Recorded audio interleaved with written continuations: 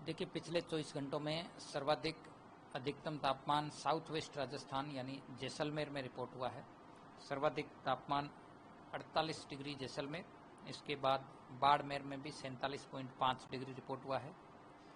पूर्वी राजस्थान के कुछ भागों में भी अधिकतम तापमान 45 से 46 डिग्री सेल्सियस रिपोर्ट हुआ है। तो फिलहाल सीवियर हीटवेव की परिस्थिति पश्चिमी राजस्थान के अनेक स्थानों पर बनी हुई है, वहीं पूर्वी राजस्थान में कहीं कहीं हीटवेव की परिस्थिति है। पश्चिमी राजस्थान के सीमावर्ती क्षेत्रों में खासकर जैसलमेर, बाड़मेर, फलोदी, बीकानेर और गंगानगर जिलों में अगले 3 दिन सीवियर हीटवेव की परिस्थिति कंटिन्यू रहेगी। इस दौरान यहां पर अधिकतम तापमान 46 से 48 डिग्री सेल्सियस तक रिपोर्ट होने की संभावना है और 1-2 स्टेशन पर 48 डिग्री सेल्सियस क्रॉस करने की भी अगले 3 दिनों में संभावना है।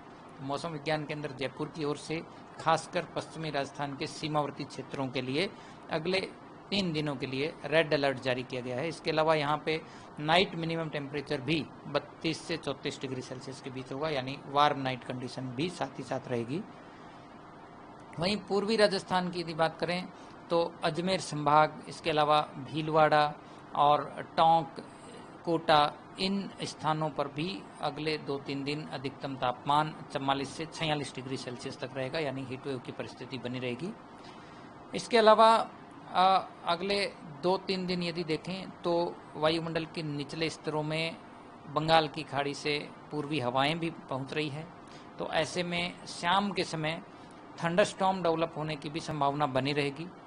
खासकर आज यदि देखें तो बीकानेर संभाग, शेखावटी क्षेत्र और जयपुर क्षेत्र के ग्रामीण इलाकों में यदि देखेंगे तो शाम के समय थंडरस्टॉर्म डेवलप होने की संभावना है। इस दौरान तेज अंधड़, डस्ट स्टॉर्म भी होने की संभावना है और हवा की गति भी देखें तो 50-60 किलोमीटर तक की रिपोर्ट हो सकती है।